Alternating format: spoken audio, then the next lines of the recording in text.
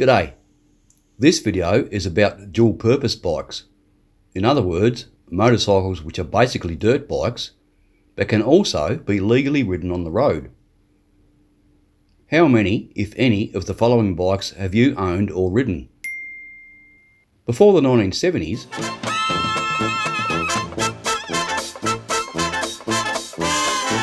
this class of motorcycle did not exist. Motorcycles were just motorcycles. And even though many of the roads at that time were basically shit, riders just had to make the best of what was available at that time. But there were some bikes, and we'll take a look at a couple of those shortly. But first up, we're going to take a look at what is probably the most iconic and indestructible trail bike ever manufactured. The famous Postie bike, or Honda CT90, CT110 or CT125. This bike has been used by Australia Post to deliver the mail for many years, decades even. And it wasn't until the last few years that they were replaced by these things, electric trikes.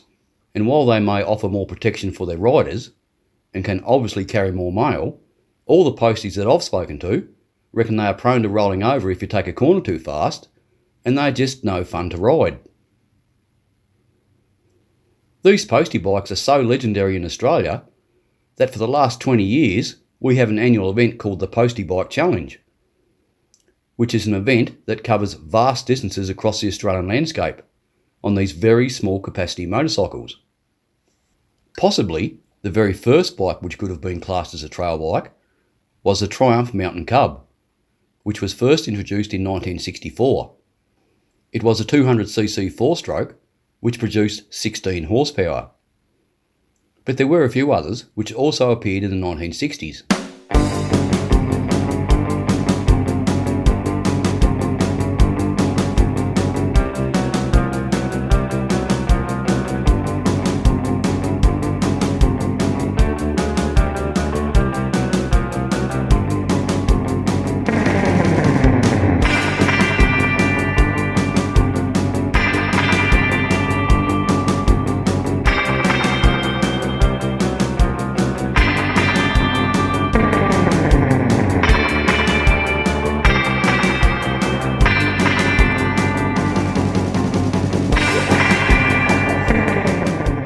Then, in 1968, Yamaha introduced this bike, and things would never be the same again. After seeing the sales success of this very versatile motorcycle, almost all other motorcycle manufacturers followed suit and began making their own trail bikes. Let's take a look at just some of them, which I consider to be the most impressive.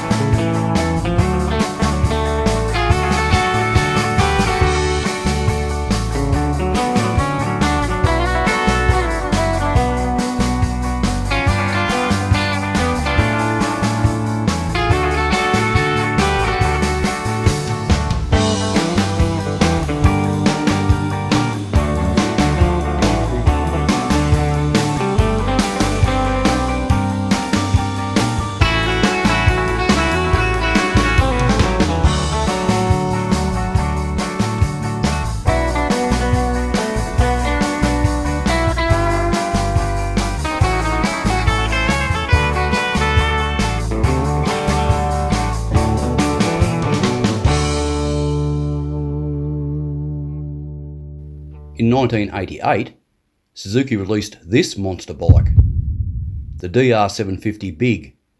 It was a 727cc single cylinder, which produced 52 horsepower. And if this wasn't enough, just 2 years later, they increased the capacity to 779ccs, and it then became the DR800 Big. While these bikes are more in the adventure bike category, at the time they were advertised as dual sport bikes. Now, let's have a look at some much more modern dual purpose bikes. While these bikes are obviously very good at what they're designed for, notice that they all look pretty much the same. They just have different colour schemes. They basically lack all of the character and the uniqueness of the older bikes. Let's compare two of these bikes. Remember, there is 50 years separating them. The Honda MT250 Elsinore. This bike was an air-cooled 248cc single-cylinder two-stroke.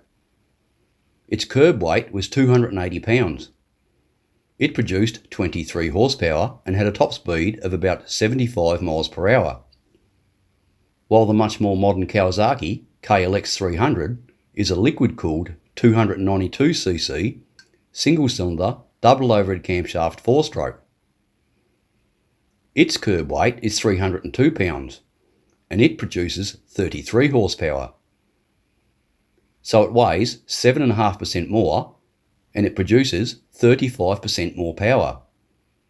And its top speed is about 85 miles per hour.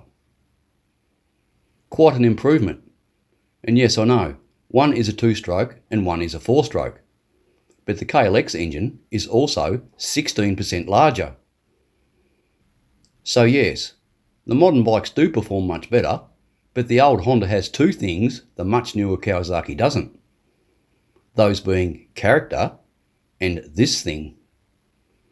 I know a lot of you young blokes probably don't know what this thing is, but it's called a Kickstarter. And back in the day, this is how us old dudes used to start our bikes.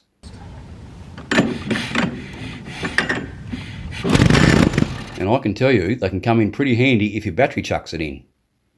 Please consider clicking the like button and subscribe to my channel if you enjoyed this video. Cheers!